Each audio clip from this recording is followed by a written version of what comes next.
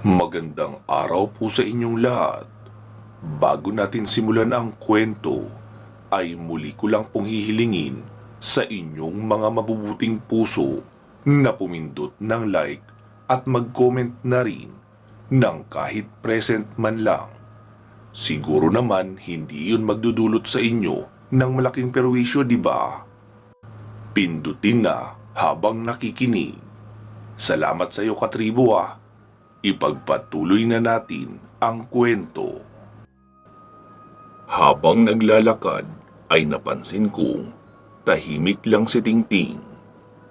Oh, anong problema, Ting? Tanong ko pa rito. Wala naman, Kuya Lino. Ini-enjoy ko lang ang preskong simoy ng hangin. Mabuti nga dahil kahit tirik ang araw ay may hangin naman na presko. Oo, tama ka, Ting. Hindi nakakahingal sa paglalakad. Kuya Lino, paano diskarte natin ito ngayon? Sabi ko naman, siguro kailangan na lang nating kumprontahin sila ng harap-harapan. Dahil kung malaki ang tiwala nila sa kanilang kapangyarihan, sigurado namang papalag ang mga iyon. Basta talasan mo lang ang tingin mo sa paligid. Mag-cover ka kaagad sa may likuran ko kapag may nagbato ng tigalpo. Hindi pwedeng simula pa lang ng kumprontasyon ay may tama na tayo agad. E paano kung manlaban, Kuya Lino, kahit nasaan yung tao pa sila? E di dumipensa tayo sa kanilang pag-atake, tapos tapusin na rin natin agad kapag may pagkakataon. Kahit pa kasi labag sana iyon sa loob ko, e wala naman tayong ibang pagpipilian. Mga aswang at mangkukulam ang lahi nila. Kahit pa makiusap tayo sa kanila na tumigil na, ay hindi naman sila makikinig. At tiyak, tayo pa ang papaslangin. Ang pagpipilian lang natin dito ay patayin sila o patayin nila ang mga inosenteng taga-ibaba. At ang matindi pa nito, sila ang magiging daan para makatawid sa mundo natin ang mga burhamin na siyang nilipol sa mga walang laban na tao sa bayang ito. Ano sa tingin mo? Okay lang ba yun? Kasi kung meron ka namang suggestion na mas mabuti kaysa sa naisip ko, edi iyon ang gagawin natin. Oo, Kuya Lino. Sang-ayon ako sa plano mo. Ang makaharap nga sila ay natatakot na ako eh. Iyon pa bang hayaan sila na mamayagpag sa bayan na ito? Ang mahirap pa dahil hindi natin alam kung ano pa ang mas malalang balak ng mga burhamin. Kaya nila ginagamit ang mga aswang na ito. Nagpatuloy pa kami ni Tingting sa paglalakad hanggang sa makarating kami sa unang bahay. Na ayon pa sa nakausap namin na ang bahay na iyon ay pagmamay-ari ng matandang mangkukulam at aswang. Lumapit ako sa pintuan. Tao po! Tao po! Nakakailang tawag na ako ay wala pa ring sumasagot. Si Tingting naman ay umikot sa likuran banda noong kubo. Ano, Ting? Tanong ko pa rito. Wala rin sa likuran, Kuya Lino eh. Sumilip ako sa bintana sa likuran. Walang tao sa loob ng bahay. Baka naman nasa itaas na pamayanan. Kuya Lino, pahinga muna tayo dito saglit bago tayo tumuloy sa itaas na mga kabahayan. Sige, para makapagpahinga din tayo kaunti. Pagsang-ayon ko pa sa kanya. Habang nagpapahinga kami ni Tingting at nakatingin lang sa kubo ng matanda, ay napansin namin ang unti-unting pagkulimlim. Sabi naman ni Tingting, Kuya Lino, mukhang uulan pa yata ah. Sabi ko naman, mukhang iba, Ting. Tingnan mo ang araw. Agad naman siyang tumingala. Nakita ko kasi na unti-unting dumidilim ang gilid ng araw hanggang sa tuluyan ng magpantay sa buwan. Hala, Kuya Lino, eclipse yan, di ba? Oo, Ting. Tara na, Ting. Sa pagkakaalam ko kasi, ginagamit ng mga mangkukulam at mga taong gumagamit ng itim na mahika ang eclipse para magsagawa ng malakihang ritual. Kadalasan ginagamit nila ang eclipse kapag may bubuhaying tao o magbubukas ng mas malaking portal. Ganun ba, Kuya Lino? Tara na pala. Mabilis na nga kaming naglakad ni Tingting patungo sa itaas na pamayanan. Hindi pa nga kami nakakarating roon ay narinig na namin ang tili ng kababaihan. Tili na parang takot na takot. Nagmadali kami ni Tingting na ibinaba ang parehong backpack namin at tinabunan sa may gilid ng puno ng kahoy para hindi madaling makita. Saka kami nagtakbuhan pa itaas. Naabutan naming nakapalibot sa siga ang grupo ng mga aswang, habang may dalawang babae ang nakatali sa isang poste sa kanilang harapan. "Hoy! Itigil nyo yan!"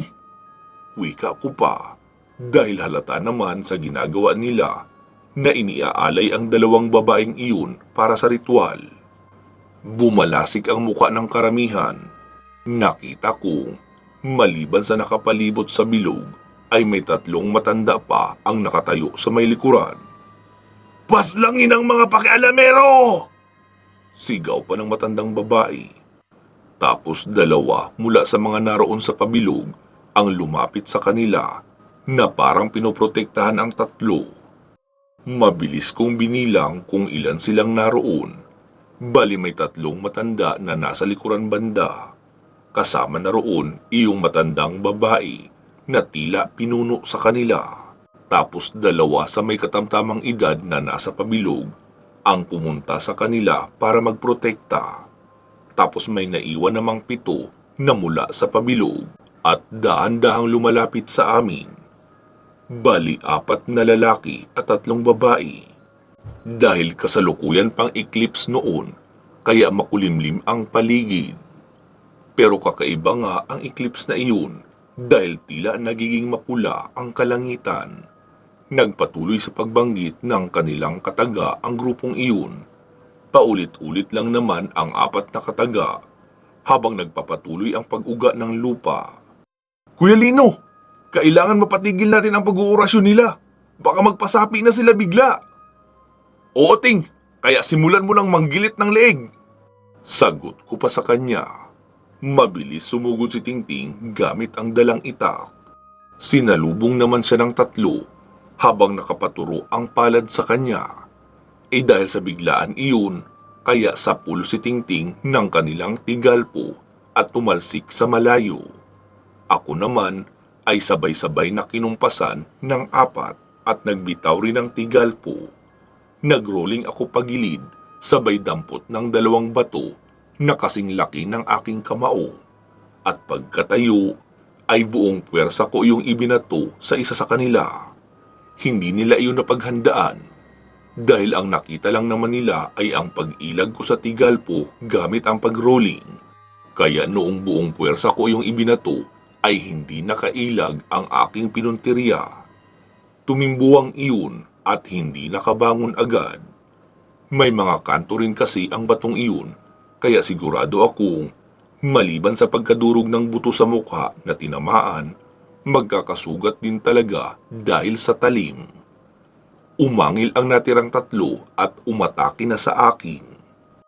Papalapit pa lang sila ay agad ko nang ibinato ang 2 bato na hawak ko. Pero nagawa na nila iyong mailagan dahil nakatingin na silang lahat sa akin. Sinalubong ko sila gamit ang dala kong itak. Dahil sa kalagitnaan pa nga lang iyon ng araw, kaya talagang sagana pa ang lakas at liksi ko. Ganadong-ganado ako sa pakikipaglaban.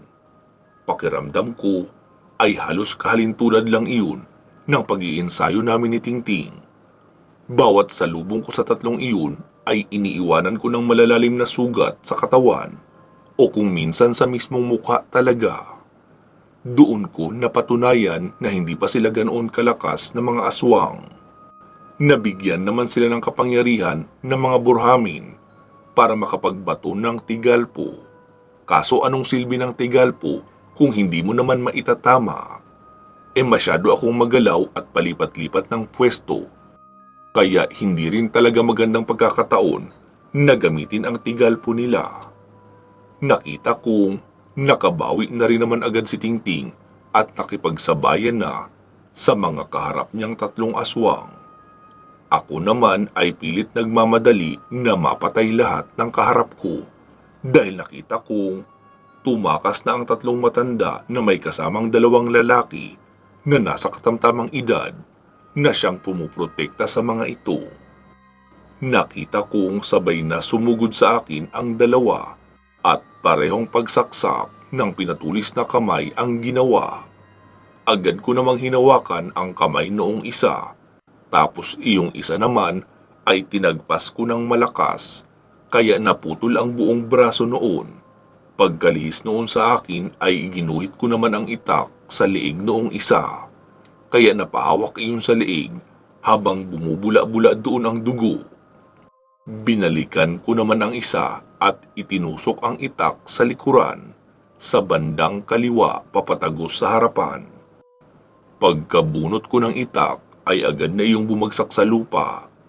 Nakita kong tatakbo pa sana ang isa, kaya ibinatok ko ang itak ng malakas at tumarak iyon sa likod noong tumatakbo.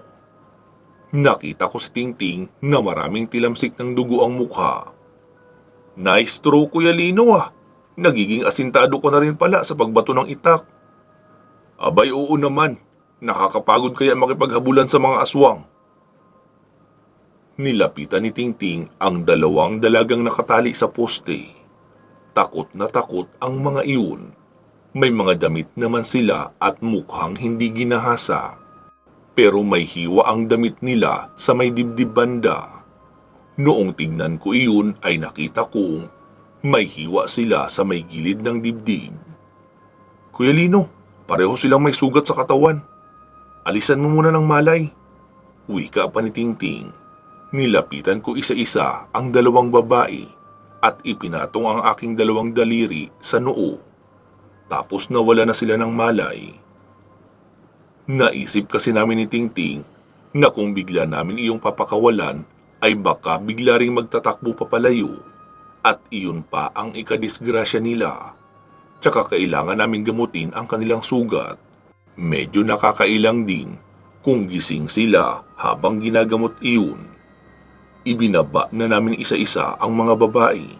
Nagtaka ako dahil naglakad papalayo si Tingting tapos nilapitan ng isang aswang na tinamaan ko noong bato. Pagkalapit niya roon ay pinilipit ang leeg sabay binali. Tapos sabi niya, "Hindi mo ba alam, Kuya Lino, na nahimatay lang ang isang ito? Kanina ko pa nararamdaman na buhay pa siya at gising na. Baka biglang umatake ng patraydor sa atin. Mapinsala pa tayo."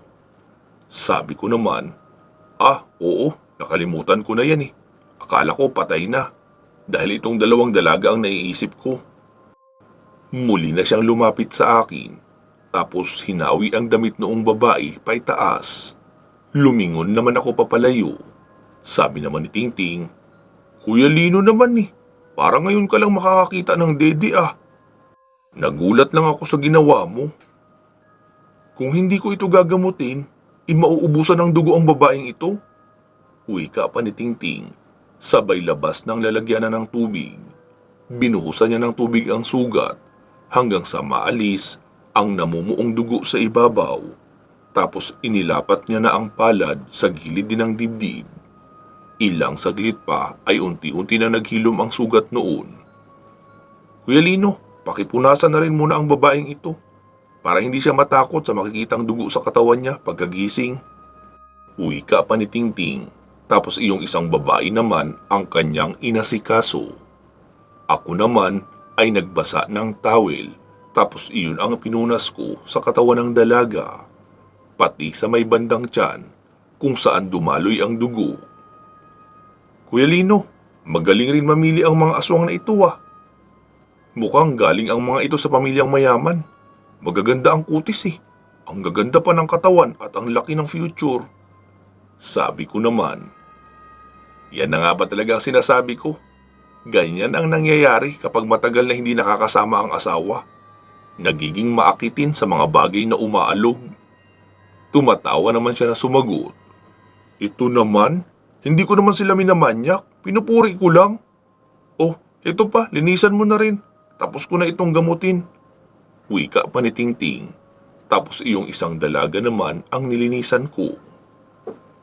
Matapos malinisan ang dalawa ay sinabi ni Tingting, "Kuya Lino, mananghalian na muna tayo. Pinadalhan naman ako ni Aling Sally ng kanin at inihaw na atay at bangus para may makain daw tayo." Sabi ko naman, "Papaano ang dalawang ito? Mamaya na yan sila. Hindi tayo makakapag-concentrate ng kain kung panay ang pagtatanong ng dalawang yan kung ano ang nangyari sa kanila. Tara, kumain na tayo. Okay.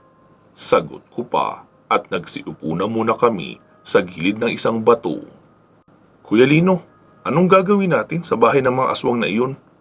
Sabi ko naman, di susunugin natin para wala nang tumira pa na aswang dito.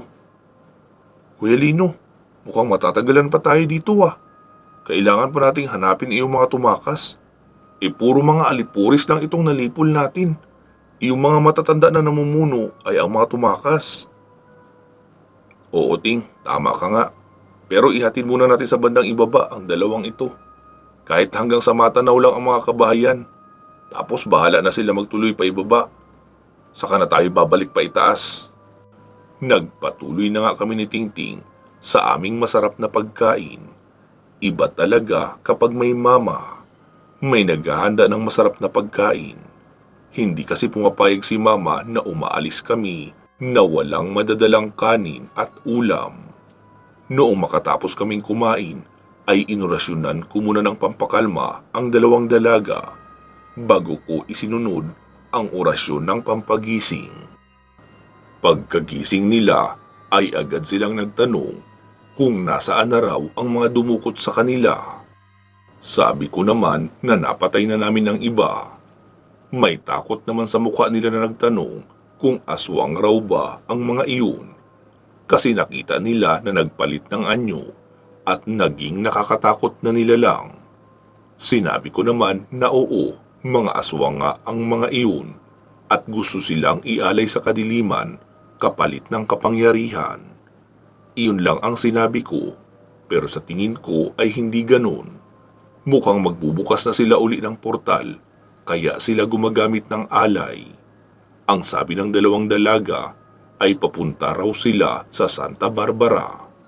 May sarili raw silang sasakyan, nang may isang matanda ang biglang lumitaw sa harapan ng sasakyan nila. Kaya nabundol nila iyon.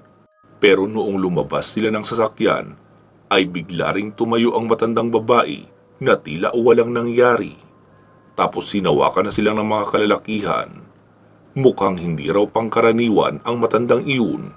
Dahil sinong matanda ang basta na lang makakabangon matapos mabangga ng isang humaharurot na kotse.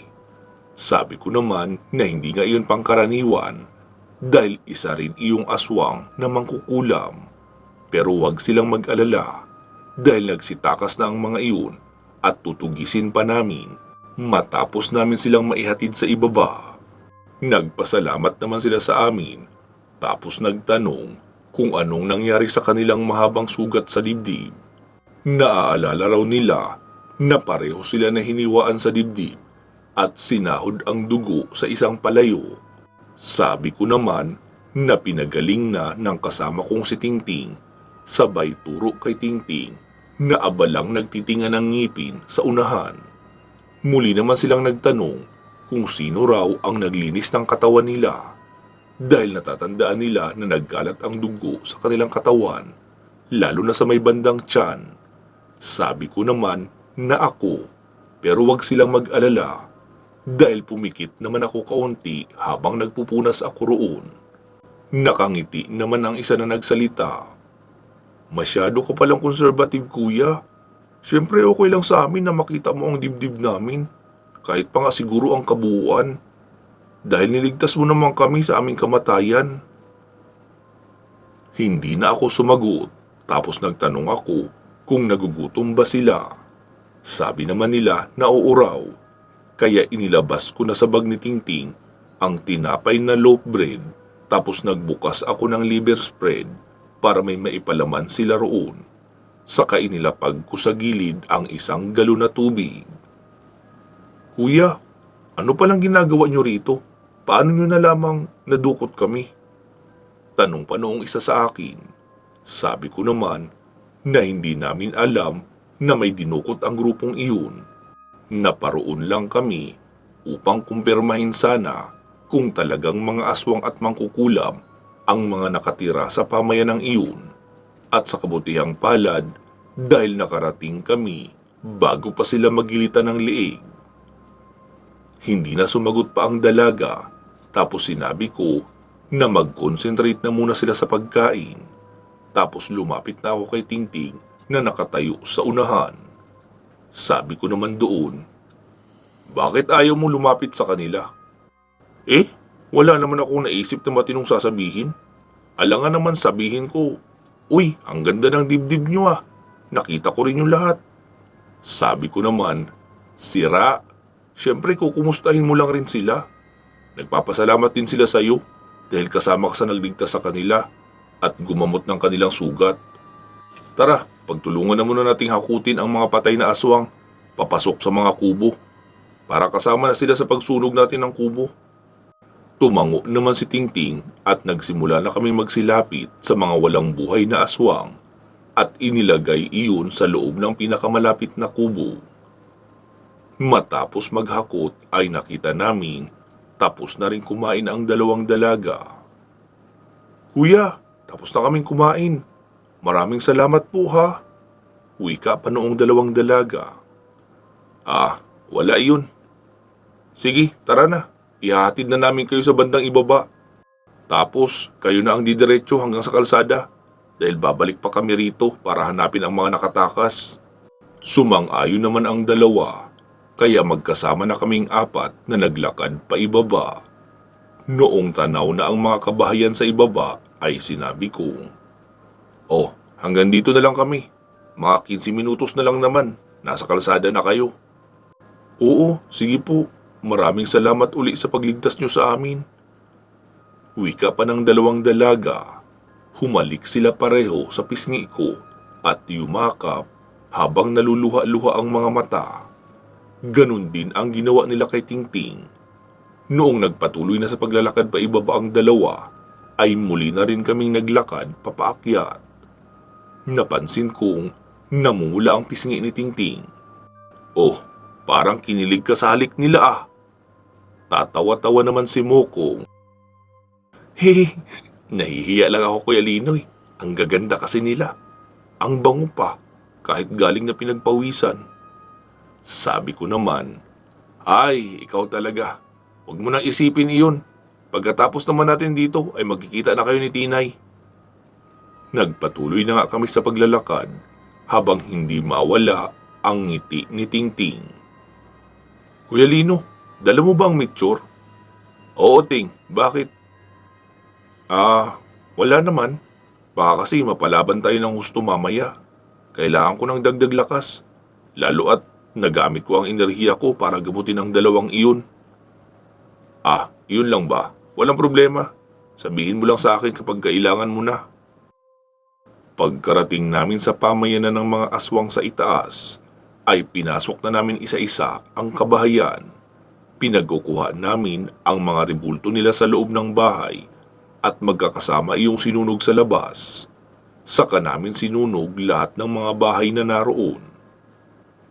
Kuya Lino, napansin ko lang, marami pa naman tayong kanin ah.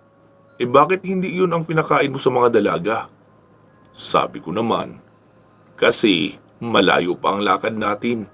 At sigurado namang aabutin tayo dito ng gabi. Kailangan natin ng matibay na panghapunan. Hindi yung tinapay lang. Tsaka, mukhang diet naman ang mga iyon. 4 na pirasong tinapay nga lang ang bawas sa isang balot eh. Kaya hindi ko na naisip na pakainin sila ng kanin. Tsaka pababa na rin sila. Kung gusto naman nilang kumain ng kanin, ay madali na lang silang makakahanap ng makakainan sa baba. Muli namang nagsalita si Tingting. Baka nga ayaw nilang tumaba Kuya Lino no? Nakita mo naman. Parehong walang taba sa tiyan at manipis ang katawan ng dalawang iyon.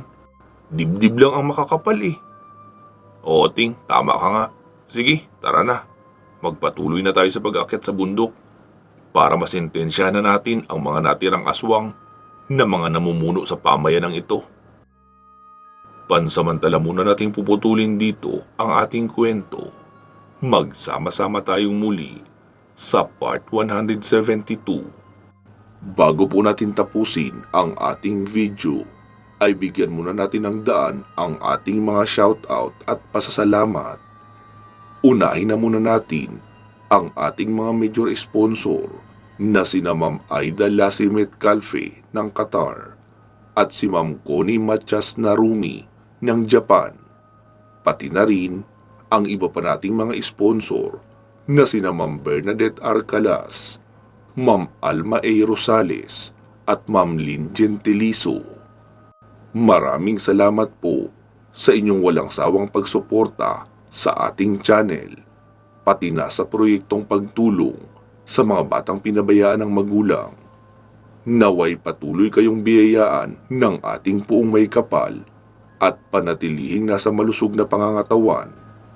Pinapasalamatan din po natin ang ating mga current channel members na sina Joby Taghap, Jenny Mostrado, Kevin Nang, Georgina Bati, Rosalie Colas, Noli Bobis, Rose Halandumon, Mary Jane Pelahio, Celsa Escartin, Eric Platero, Senya Hikum Luquias, Yam in Japan, Lito Bueno, Jesmar Ocampo, Lu Kira, Click and Collect Manila, Dean Ciudadano, Sarjane Katz Dorms, Burns A, at kay Ma'am Christine Olson.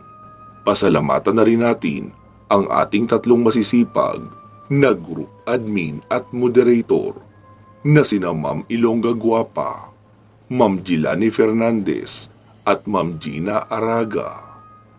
Sa muli ay inaanyayahan ko po kayo na mag-like and follow sa ating Facebook page na ang pangalan ay Katotohanan at Misteryo.